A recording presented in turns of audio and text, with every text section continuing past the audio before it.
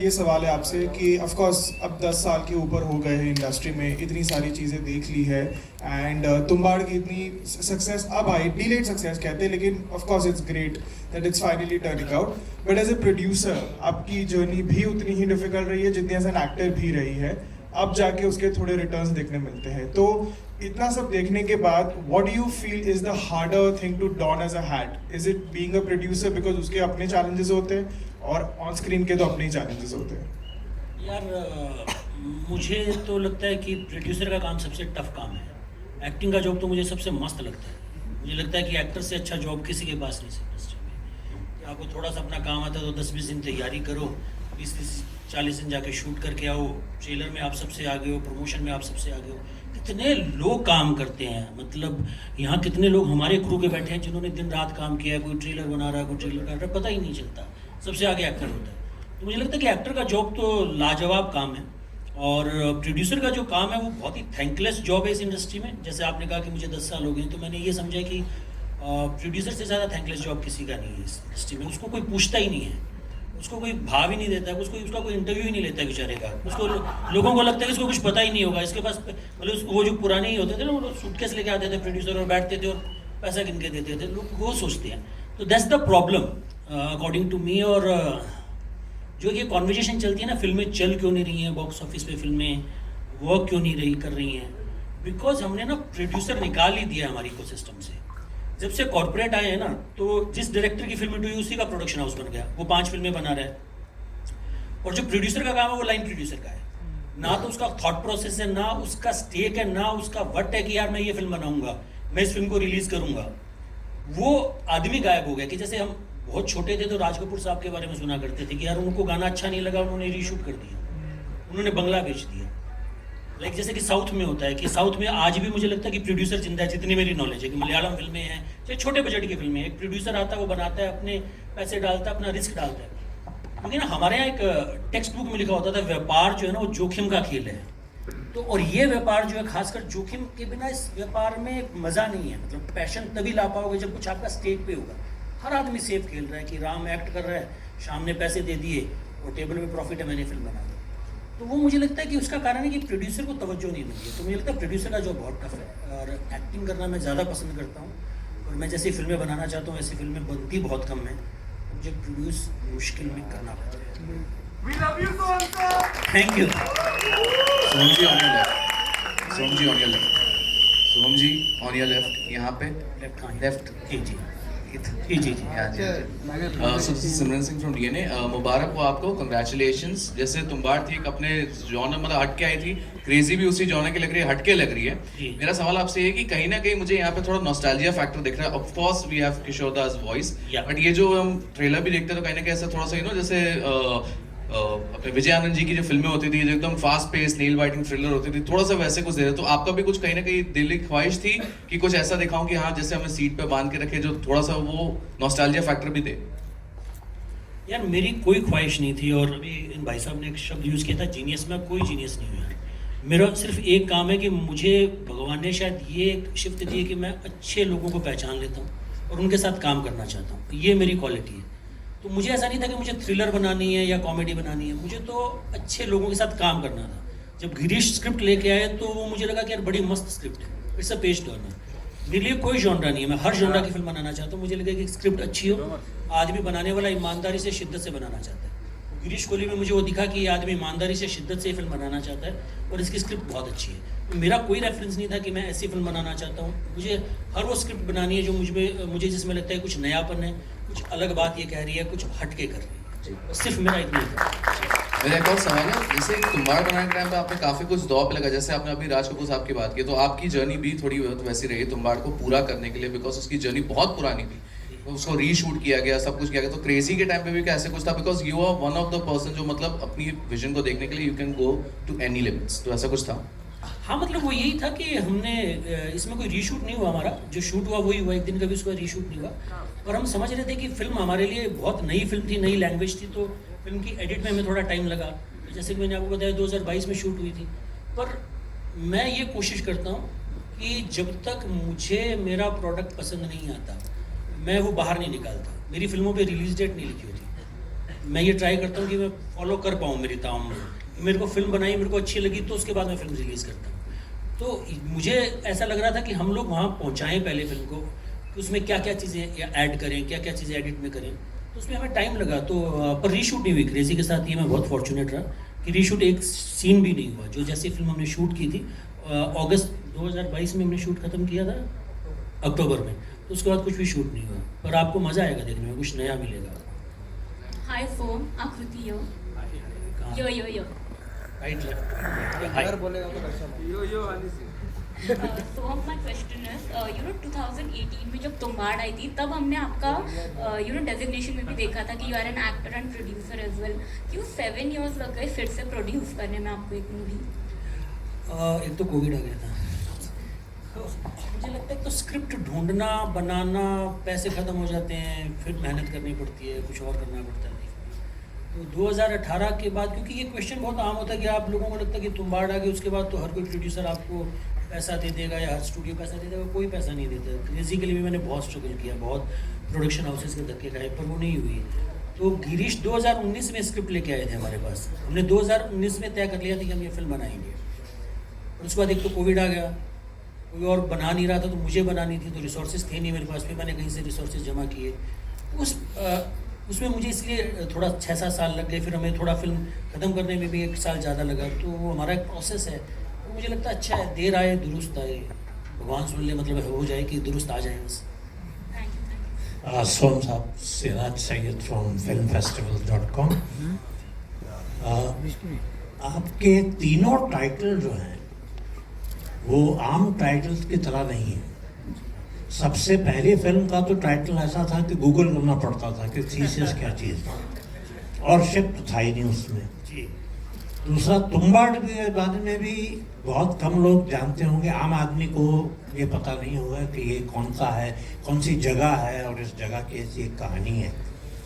अभी आपने जो तीसरी बनाई, इसका भी टाइटल जो है वो क्रेजी है, और इसमें एक एक्स फैक्टर भी लगा हुआ है। ये एक्स रेटिंग लगता है पहले दिखने में। तो टाइटल आसान होना या मुश्किल होना या छोटा होना या लंबा होना, इसके बारे में आपकी क्या राय है? सर, कन्वेंशनल विजडम है। कोमल सर ज़्यादा अच्छा बता सकते हैं कि टाइटल अपीलिंग हो, ट्रेड के आदमी ये कहेंगे। पर हमारे तो जो डायरेक्टर ले आता है ना सर, हम वही टाइटल ले लेते हैं। जो वो शिप ऑफ थीसिस लाए तो हमने शिप ऑफ थीसिस ले लिया। वो तुम्बाड़ लाए तो कोई तुम्बाड़ तो अब फेमस हो गया। लोगों को प्रोनाउंस करने में प्रॉब्लम होती थी, कोई तुम्बड़ बोलता था, कुछ क्या बोलता था। पर इन्होंने तो बेचारों ने बहुत सरल टाइटल लाया है। क्रेजी तो हम रोज़मर्रा की ज़िंदगी में यूज़ करते हैं कि are you crazy, crazy promotion, crazy film, crazy festival, crazy clothes, crazy Instagram pics. तो मुझे लगता है इनका टाइटल तो काफ़ी सरल है। टाइटल जो है ना, एक राइटर के पर्सपेक्टिव से बताता हूँ हम कैसे सोचते हैं। आपकी पूरी कहानी का समरी होना चाहिए, हो सके तो 1 शब्द में, 2 शब्द में, 4 शब्द में, जो वही कोशिश होती है।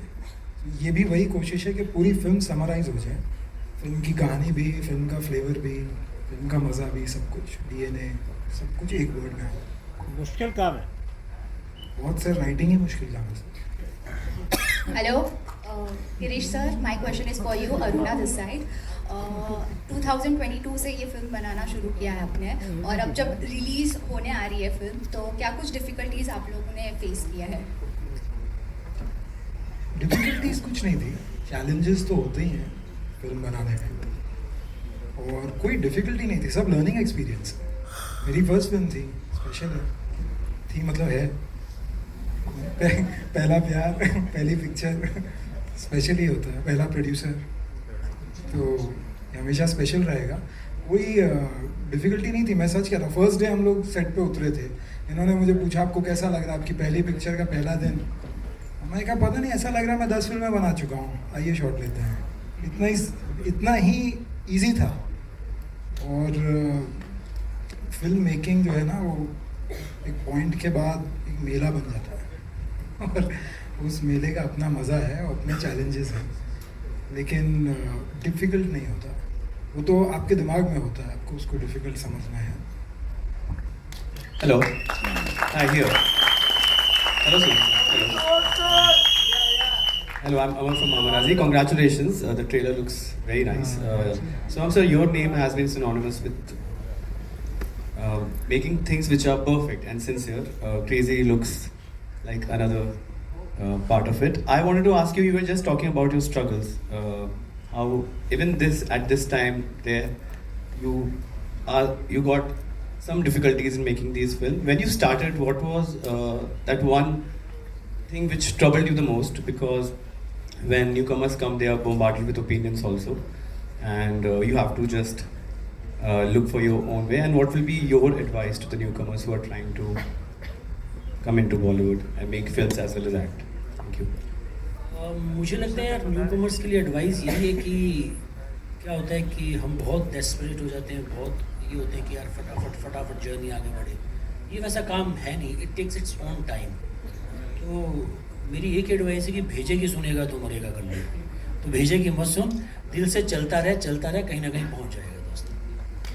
Hello Girish, Drastic question. When you did a film, a series like Maharani, जी you did not produce, जी unlike Tumbad and Crazy. Do you feel that you're better off when you're producing your own, and you would have probably given yourself a better role or whatever? Is it better when you're producing something yourself? नहीं ma'am, मुझे तो उल्टा है, मुझे तो बहुत ज़्यादा मज़ा आता है। महारानी के सेट पे मुझे कुछ करना ही नहीं है, जाके एक्ट करना है, कोई काम ही नहीं है। यहाँ पर तो पूछना है कि यार क्या हो रहा है, सब ठीक चल रहा है ना। महारानी में जितने मैंने मज़े किए और दहाड़ में जितने मज़े किए, और उसका एक कारण ये भी था कि सुभाष कपूर सर बहुत अच्छे क्रिएटिव इंसान हैं और मुझे बहुत कुछ सीखने को मिला उनसे। जैसे मैंने रीमा के साथ काम किया, तो रीमा के साथ मुझे बहुत कुछ सीखने को मिला। तो वो सेट तो वो सबसे ज़्यादा अच्छी एक्सपीरियंस है कि नूरे सभा में आप बैठे हो आराम से, भोपाल में शूट कर रहे हो, सुबह 10 बजे जाना है, शाम को 6 बजे आ जाना है, फिर म्यूज़िक सुनना है, अगले दिन फिर शूट पे चले जाना है, और कोई प्रेशर ही नहीं है। तो मुझे लगता है कि एक्टिंग की जॉब से मज़ेदार कुछ नहीं होता अगर आपको आपके हिसाब से क्रिएटिव इंसान मिल जाए, जो मुझे महारानी में मिला, जो मुझे दहाड़ में मिला। हेलो गिरीश, इधर आपके सामने, आपके नीचे इधर। गिरीश, आपने स्क्रिप्ट लेकर अप्रोच किया सोहम को, क्या ये स्क्रिप्ट लिखने के समय से ही ये तय था कि सोहम ही प्रोड्यूस करेंगे और इस किरदार को सोहम ही निभाएंगे, या आप जाने के बाद जब वो तैयार हुए प्रोड्यूस करने के लिए तब उन्होंने अपने लिए इस किरदार को चुना? नहीं, लिखते वक्त तो कुछ तय नहीं था, लेकिन अब ये तय है कि इनसे अच्छा कोई नहीं हो सकता था।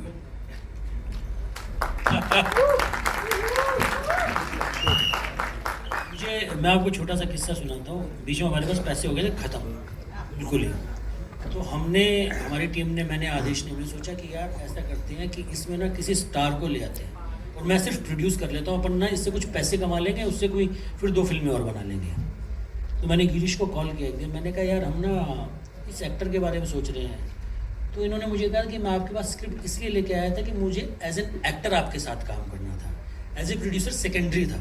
तो मेरे लिए बहुत बड़ा कॉम्प्लीमेंट था। मैंने उसके बाद कभी उनको कॉल नहीं किया, तो मैंने वो थॉट प्रोसेस वहीं ड्रॉप कर दिया। मैंने कहा अपन ही बनाएंगे, चाहे एक साल बाद, याद है तुझे 1 साल बाद बनाए, चाहे 2 साल बाद बनाए, अपन ही बनाएंगे। Girish, Lipika here, second seat पे इधर आपके I was asking you कि you are a producer's director, and if the producer was a lavish producer, What is exactly is the question?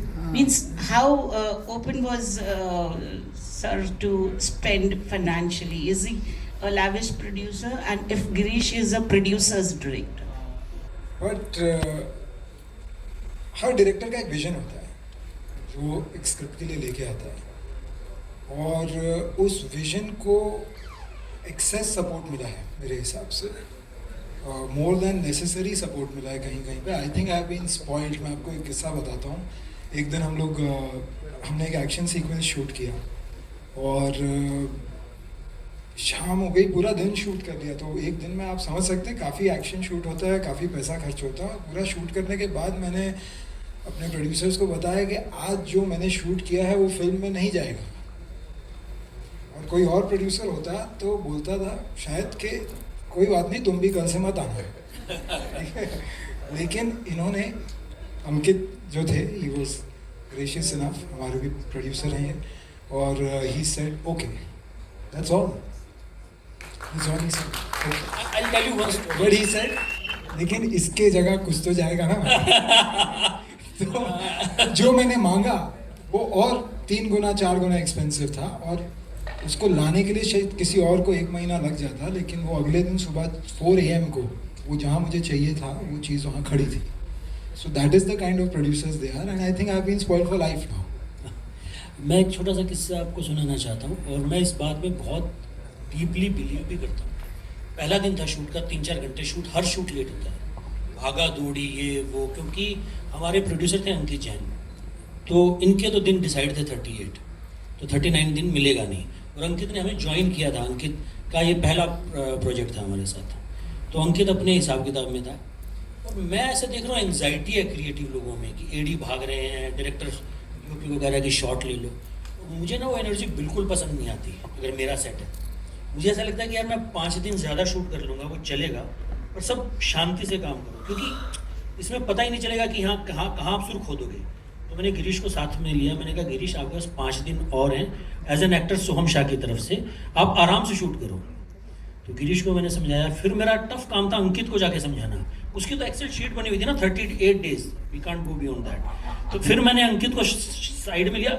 Girish तो फट से रेडी हो गया, गिरीश समझ गया बहुत अच्छी बात है, इससे अच्छी बात कैसे. अंकित को समझाने में मुझे 2 घंटे लगे.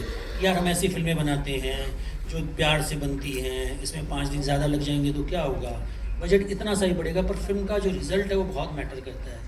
तो अंकित ने कहा कि नहीं, but we can shoot something. फिर मुश्किल से 2 घंटे बाद वो समझा कि हाँ नहीं, अभी यहाँ 5 दिन ज़्यादा देने पड़ेंगे. पर आई डीपली बिलीव कि अगर आप 5 दिन ज़्यादा दो तो कई बार हो सकता है आपकी फिल्म की क्वालिटी कहीं से कहीं पहुँच जाए, क्योंकि it's a creative process, you can't control. बहुत सारी चीज़ें होती हैं कि लाइट नहीं है या कोई चीज़ 5 मिनट लेट हो गई, 5 मिनट के कारण 50 मिनट लेट हो गई.